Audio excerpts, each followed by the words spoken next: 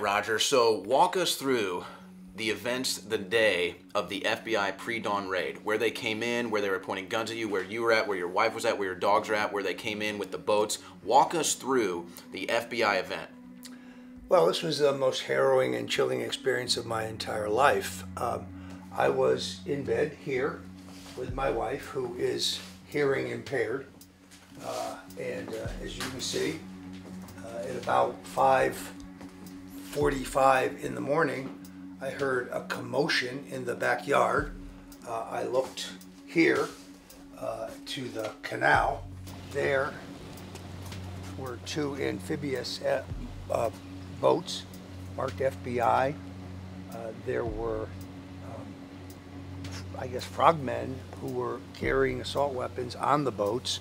There were agents moving towards the house across the yard. I would say 12 to 15 agents in the backyard. I came back in, that's when I heard the banging on the door. And they were yelling, you know, FBI, open up, FBI.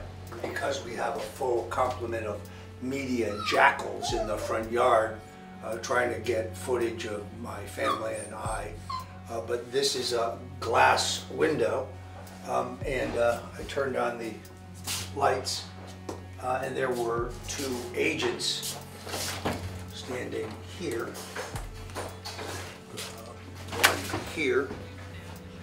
one here, both pointing assault weapons at me through the glass. And they yelled, FBI, we have a warrant, open the door. So I stepped out, and I noticed a third agent walking up, FBI on his shirt, with a cell camera with a light on it, filming the takedown. They said, are you Roger Stone? I said, yes. They said, step out, please. I did. They said, put your hands behind. I had my hands in the air because I want to make it clear that I wasn't concealing a weapon. And they said, put your hands behind your back. I did. And I was handcuffed. Then they took me out. I was wearing shorts and a Roger Stone Did Nothing Wrong t-shirt. Then they said, who else is in the house? I said, my wife. They said, no one else. I said, no, my wife and my dogs. They said, where is she? I said, she's in the second floor bedroom, but she's hearing impaired. And she probably didn't hear any of this. I was afraid they were going to think that she was not complying with their directives and shoot her. So then they brought her out. She was standing in the driveway with me in her nightgown, also barefoot, and they went in to clear the house.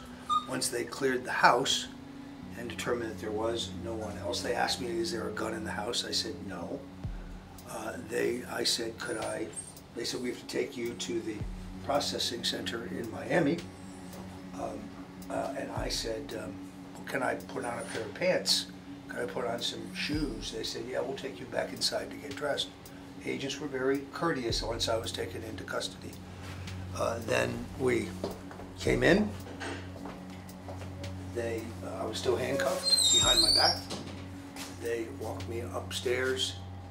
I was allowed to go to a side room where they let me put on a pair of pants, but first they took the belt, let me put on a pair of socks, but shoes with no laces. They said, could I call my lawyer? And they said, your lawyer's already been informed. And I said, what about my wife? And they had said, we have a search warrant for the house. We're going to be here for the rest of the day. You know, she can't come with us. So I said, okay. And they put me in the car and took me to Miami. During the time that I was being fingerprinted and being photographed for my mugshot, my wife said that she was not allowed to touch her own cell phone. They seized my cell phone. They took all of the electronics, all the computers, the cameras, the microphones, my laptop, my iPad. They took every one of these books out of the cabinets and examined them, looking for what, I have no idea. They left a list of the things that they took, which my wife was required to sign, which consisted of computer, discs, DVDs, DVRs, electronic equipment, and so on. Thank God they did not take my prized Richard Nixon ball. But they did go through every one of these books. They went through all of the drawers, all of the boxes. They took this outside where I keep the InfoWars microphone to examine it. They went through this closet. They went through all of these books. They went through all of these drawers. They disconnected all of my electronics. This is a borrowed computer. We don't have the passcode for it yet, but they took the computer. They took the hard drive. This was a show of force. This is something you would expect from Nazi Germany or Soviet Russia. It was chilling. My dogs were terrified. This is Mimi. Mimi was hiding under the bed, shaking. She's only now come out from under the bed, and we finally got her to stop shaking. But the dogs were terrorized to see us pulled out of the house, me in handcuffs, my wife barefooted and in a nightgown. An unnecessary show of force meant to intimidate us.